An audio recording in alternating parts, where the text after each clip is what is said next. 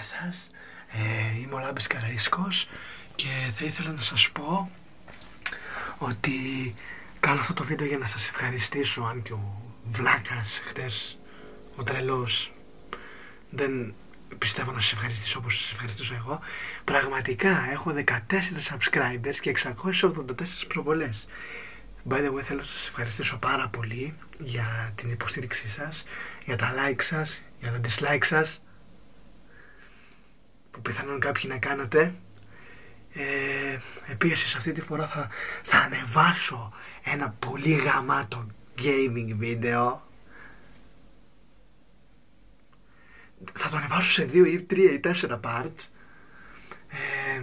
και είναι πολύ γαμάτο. Είναι το Ice the Horror Game. Μπορεί να τρομάξετε κάποιοι. Ναι.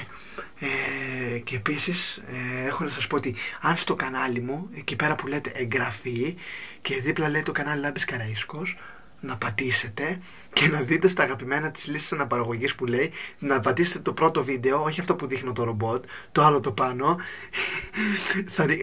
και να μου πείτε, είναι από άλλο κανάλι βέβαια, αλλά εγώ το έκανα αγαπημένα επειδή είναι πολύ ωραίο.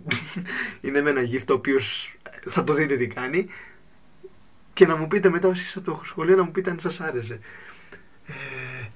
Μετά από το Ice the Horror Game θα πάει το Harry Potter. Επίσης το Ice the Horror Game είναι πολύ τρομακτικό, που λέει ο λόγος. Όχι, είναι. Και εντάξει, όσοι τρομάζουν ας μην το δούνε.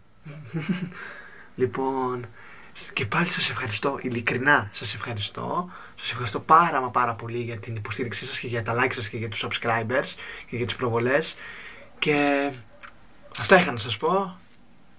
Χαιρετώ. Γεια σας.